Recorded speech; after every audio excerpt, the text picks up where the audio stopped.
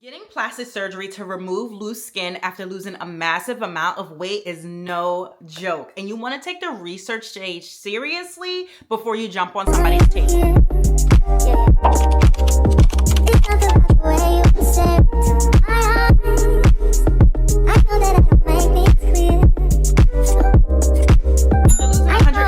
Pounds from my highest weight, I am now embarking on my plastic surgery journey, and of course I am taking you guys along with me, and we're gonna start with the research stage. But first, if you're new here, hey, my name is Janee, and I make a lot of content focused on fitness, wellness, and self-development, and helping you and I live our best healthy and active lives. So if that sounds like something you're into, go ahead and hit that subscribe button. Make sure you follow me on TikTok and Instagram. I post a lot of different content over there. Give this video a big thumbs up and comment down below and let me know if you have considered plastic surgery after losing a massive amount of weight and you're stuck with loose skin. So if you haven't watched my loose skin tour video, I will link it in the cards above, but I have a lot of loose skin after losing 128 pounds. And I knew I was going to have a ton of loose skin just because of the way I carried my weight. I already had loose skin at my highest weight. My body shape is an inverted triangle, which means I carry the bulk of my weight and all of my loose skin at the top half.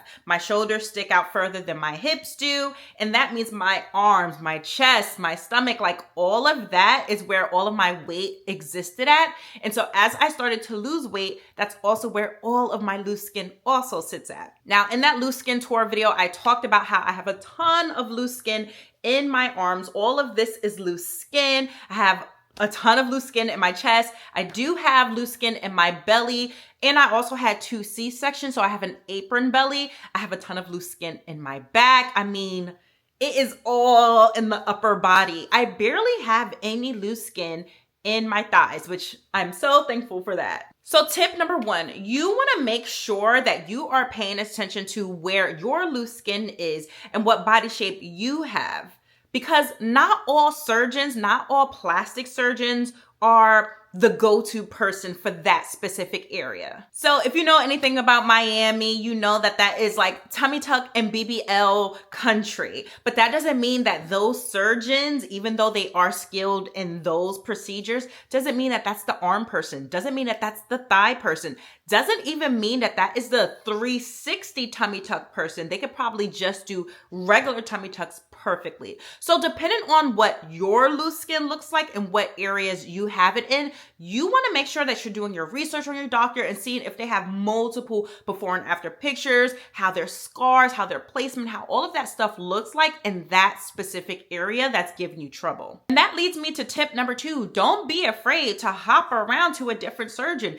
If you really like this surgeon's arms, but you really like this surgeon's bellies, and you really like this surgeon's BBLs, like, it is okay. This is your body at the end of the day, and you want to make sure that you are going to be satisfied with your procedures. So specifically for me, the areas of trouble that I have and that I'm focused on are my arms, my upper back, and my belly. Now, I could do my chest and I may throw in my chest, we'll see, but it's not a problem area that's a problem for me. Like, yes, do they sag? Do they droop? Do they look down? Of course. Do they not have anything up here? Yes, but does that necessarily mean that that's something that I have to get done? No, the same thing with my thighs. There's some loose skin there. The 360 tummy tuck that I want will help address the fronts, the sides, and the backs, but don't address the middle portion. Could I get that addressed? Could I get that removed? Sure. Do I have to? No. And this leads me into tip number 3. Don't feel like you have to do every single thing to your body, that you have to make your body perfect. You don't. If you want to just focus on having a better quality of life, do that. If you do want every single area addressed, do that. At the end of the day, you have to exist in this body. And so for me, my priority is getting the most that I can get done while still not harping on perfection. So if all I can get done are my arms and my back and my stomach, I'm satisfied with that. I am satisfied with that. That is going to improve my quality of life. When I talk about quality of life, what I'm saying is, are you experiencing rashes? Are you experiencing friction? Is it just making you insecure and uncomfortable? Is it heavy? Like my arms are super heavy. Do you work out a lot and it gets in the way? Like my stomach gets in the way of me doing certain exercises and I can't perform my range of motion the way I want to. Think about if you're older or when you get older. I work in healthcare. I've seen what it looks like when people are obese or people who were obese and have loose skin and never gotten that taken care of, how things can become an issue, especially if you are in a nursing home and, people are just not taking care of you correctly. And now you have skin breakdowns and, just other issues because you have that extra skin. So just some things to consider if you haven't thought about it already. And that is something that I am greatly considering. Now, this also leads me into another thought. Don't think that you are going to have this perfect body now that you do get plastic surgery and that you got all of your areas addressed. At the end of the day, if you wanted a perfect body, you should have never gotten obese. Like that's what I tell myself. So I'm going to give it to you real. Like I thought about it and I'm like, when you're obese, you're dealing with medical issues and then you lose the weight and now you're dealing with loose skin. And then you get the loose skin removed and then you're dealing with scars or you're dealing with just, all of the loose skin just can't be taken away or whatever the case may be. You're probably not going to come out of this perfectly. And so before you get on that person's table, you have to learn to love your body as is. And it is okay to love your body and still want better for it and still want to get plastic surgery. It is definitely okay. But that is something that I had to grasp for myself. Like my arms specifically, they're my biggest insecurity. I always talk about that all the time. There's not a lot of women who have these big old arms. Not like that. Like not that showcases it at least. And so last year I was dealing with body dysmorphia really badly. And, I really didn't want to show my arms. I'm always wearing long sleeves or whatever the case may be. And then summertime comes and I'm like, I have ways to hide it, but I don't want to. I don't want to anymore. And so at that point, I have to make a decision. Until I can afford plastic surgery, I am going to have to accept and love my body for what it is right now. And one day I will get there. But right now, what is me being depressed about how I look and feel going to do for me? How is those thoughts going to serve me? They don't. So the best thing that I can do is get over it. Get over it. It is what it is. Take the good with the bad. Spin it as positively as I can. And that's exactly what I did. And then boom, I'm able to get plastic surgery. So here we are now. Now let's get back into researching. There's a couple of ways that you can go about it. You can go the insurance route and see what your insurance will cover. And I did try to do that. With that though, you may not have options like that. You may have to go to whatever list of doctors is covered under your insurance. And some of these doctors, or at least in my experience, they're old school. They're not social media driven. They really don't even have before and after pictures in office for you to see. I didn't like that. On top of knowing that I wouldn't get exactly what I wanted. So I could have gotten a penectomy, I believe it's called. It's when they only remove your loose skin, and from your belly. No muscle repair, no moving of your belly button, nothing like that. I could get that for free and most likely will still be dissatisfied with what I ended up getting, or I can just pay for exactly what I want so I don't have to go under the knife multiple times. That's something that is a priority to me. I don't want to have to keep going on somebody's table. So you have the insurance route or you can do the self-pay route. And the great thing with the world now is that a lot of these doctors are showcasing their work on social media. So you can literally start researching and finding different doctors and different price points all over the place. Something that I did was I have a lot of friends in the weight loss space who have lost a lot of weight, who have already done their plastic surgery. I look at their work like it's a firsthand kind of thing. I'm looking at you. I can actually ask you questions about your before, your after, any complications. Are you satisfied? So go off of referrals. That's the thing. These doctors know that we're going to ask our people who have been through it, what are your thoughts? what's the tea? Give me the tea, sis. And so they're making sure they're getting better at how they do things because they know if we're not satisfied, we are going to tell the truth. And something else that you need to consider is if you are a woman of color, no matter what that color is, if you are a woman of color, you want to take into consideration if that doctor has also touched other people of color and see what their placement of the scars look like. If they're doing thin scars, some things you can't really avoid, like if you keloid or if you have hyperpigmentation. I don't keloid, but I do have hyperpigmentation when it comes to scars and spots and stuff like that. But I like to still talk to these doctors, or at least when I did my consultations, about these things and, what services do they maybe even offer that can help. And there's a couple of different procedures out there that they can also help you with if you do keloid and, if those are things that are a concern for you. But ask them, and do they have patients who look like you? So no matter where you are in your weight loss journey, if you feel like you're gonna have loose skin, it is never too early to start doing research and have your list of dream doctors. So for years now, I've been on a weight loss journey for over 12 years.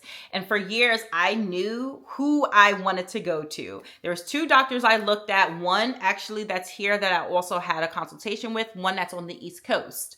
And so when I had my consultation with my dream surgeon here, it made me be like, oh, I need to refine my list a bit because though he is my dream surgeon, there are other dreams, okay? There are other dreams that's going to give me what I want for the price that I want. So let's get into that.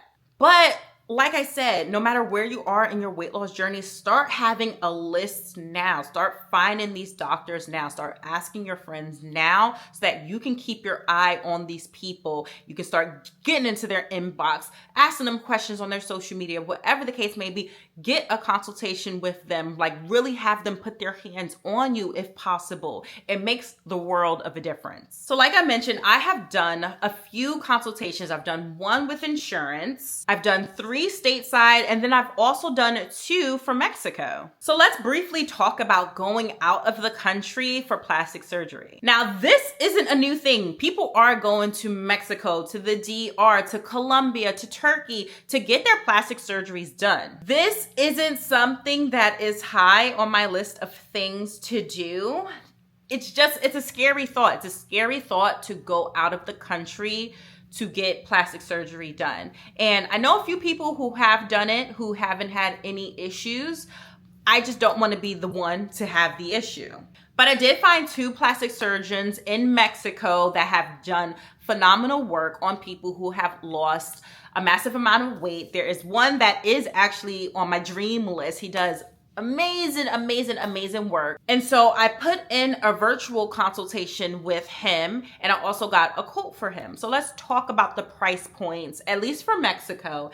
And let's talk about why it's an enticing thing on why people go out of the country in comparison to staying here in the States. So when I go into all of my consultations, I go in dream body. I want the quotes for the dream body, like everything that I would want to get done. Let me know, and then I will scale back from there. So with this doctor from Mexico, that's exactly what I did because I already knew that the prices was going to be cheaper in Mexico versus the States. So now for him to do my round 1, which is going to be a circular tummy tuck, a torsoplasty, which is a back lift, and an extended arm lift, and lipo is included with all of that. I can also get my abdominal wall repair and optional BBL since they're already lipo in.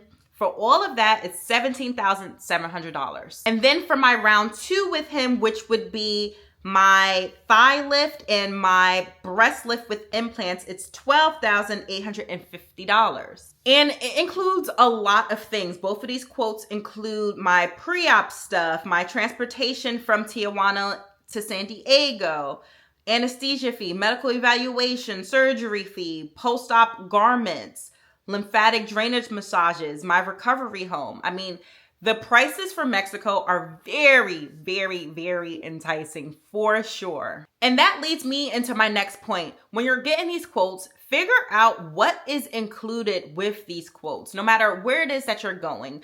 Most of the time when you're stateside, you're going to have to cover your own costs for, getting there, for staying there. If they want you there for a week or two, your garments, your lymphatic drainage massages, like a lot of that is not included in your quotes. But for Mexico, it is. But just because it is for this particular doctor doesn't mean that it's going to be for another doctor. So another doctor that I looked at in Mexico, it didn't include the recovery house. His prices were a bit cheaper, I guess, to offset that, but still. So you got to kind of figure out what it is that's a priority for you when it comes to pricing, what things are included. You want to just make sure that you're getting the most for your buck, because we're not talking about a little bit of change here, okay? Like $17,000 is still a lot of money. So now let's compare it to my dream surgeon that I had a consultation with here that actually put hands on body. So they gave me several different quotes so that I can choose from, which way I wanted to go about it. So for a breast lift and an arm lift, that was $31,000. For just my 360 tummy tuck lower body lift, that was $35,000.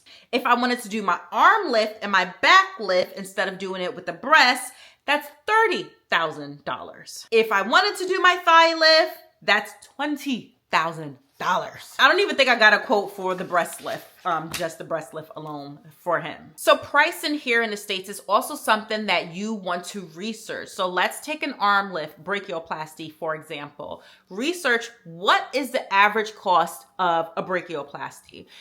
Then figure out for your area, what is the average cost for a brachioplasty in Washington State? Because that's where I'm at. Because remember, these different areas, these different regions will have different prices. And then just realize some of these doctors are not hurting for patients. They have done tremendous work. Their work speaks for themselves, so they can ask for the coin that they want to ask for. That's their prerogative. That doesn't mean that you have to go to them though. There are other amazing surgeons out there. So even though this particular doctor is my dream surgeon, I absolutely love his work. There are other doctors out there, okay? There are other dreams for me to have, okay? If you watch my loose skin video, then I think I talked about lymphedema, something like that in that video, because I know it is a thing for people who were obese, especially in the legs, but a lot of people ask me about the arms. So let's talk about that and if I have it. I never went to an actual specialist, so take this with a grain of salt, but at least from my primary care doctor and every single plastic surgeon that actually have put hands to arms, which has been all three that I've seen here in the States, not all of them deny it. All of them are like, no, you don't have it. Like, this is literally just fat and skin. I have muscle right here like this. All of this is just extra skin and fat that's associated with the skin. So all I can do, unless I want to go to a specialist just to verify, all I can do is accept that for what it is. So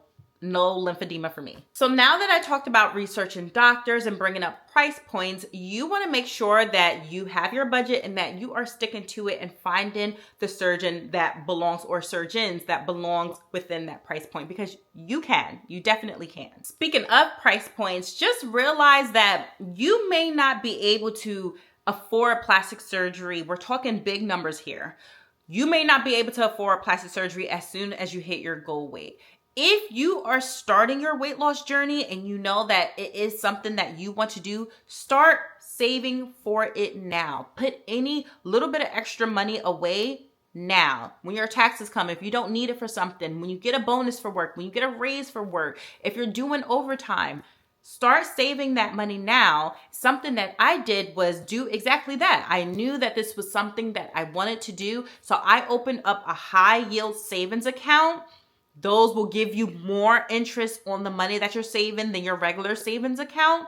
And I started to dump my extra money in there. So if I'm working overtime, if I get a bonus from work, my taxes are coming, the money that I make from social media, like anything that is extra that I don't actually need it for is going into that. And if it's really something that you want to do, get a second job. Get a second job. Of course, don't burn yourself out and overwhelm yourself. But if this is a gift, and it should be something that is very special, something that you deserve, this is your reward for, all of the hard work that you have done, get a second job or do something to bring extra income in so that you can get to your goal faster. While yes, there are financing options and care credit cards and stuff like that, and you'll have to speak to your actual surgeon to see what financing options that they have, because they're not all, I guess, accepted everywhere. For me, a big priority for me was not financing this huge amount of money for plastic surgery. Like, I'm married, my husband's gonna be retiring soon. I didn't want yet another huge debt on us. We have kids. We have one that's about to go to college in 4 years. Like, me rewarding myself is a priority, but not at the sacrifice to my family. So if that means that I do have to work overtime or get a second job or bust my butt on social media, which make sure you're watching the ads, make sure you're sharing these videos. That's all I ask for, because it does help me. But yeah, if I do these things, like, it's so that I can still pour into myself in the way that I want to without sacrificing things for my family or putting me into a financial bind. I know I covered a lot of things when it comes to researching if you're starting your plastic surgery journey. The main takeaways for me and what I discovered doing all of this was figuring out the surgeon that was correct for me. Not only do I like their work, but I like their personality. They're about to do something major for me. Do they actually care about my well-being, or am I just another dollar sign to them? So think about that as well. Figuring out my price point, figuring out the correct surgeon, figuring out if their work matches the goals that I want for myself, making sure I have realistic goals for my body, and then figuring out a way to pay for it and going from there. With all of that being said, I do have my stage 1 plastic surgery date booked. It's happening, you guys. It's happening. Your girl is getting plastic surgery very, very soon. I have busted my behind for years to get to the fitness level, the health level like that I am at right now. I've lost a tremendous amount of weight. And so I am pouring into myself, and I am taking y'all along with me. I'm going to share the tea. I'm going to share all of the tea with y'all, vlog style, short form content style on TikTok and Instagram. So if you're not following me over there, follow me. It's also going to be on Facebook. If you're a Facebook person, you can find me on all of the social sites. I'm going to be sharing my journey. So whatever questions you have, whatever comments, whatever concerns, this is a big journey. And so anything that you want to know, because there's going to be lots of videos to come. Anything that you want to know, whether it's how I'm prepping, post-op care, anything, drop it in the comments below. If you enjoyed this video, make sure you give it a big thumbs up, subscribe if you haven't already, and hit that bell icon. That way you're notified every single time I post a new video. Make sure you follow me on TikTok and Instagram. On TikTok, I'm always posting lives and answering your questions in the moment. And on Instagram, I'm super active in my stories. I have a broadcast channel. They end up knowing the tea first, so make sure you follow me over there. If you need support, if you are looking for fellowship for other women who are on a weight loss journey, figuring out recipes, figuring out fitness stuff, I do have a Facebook support group. It's going to be linked in the description box below, so check it out. Thank you guys so much for watching, and I will see you in the next video.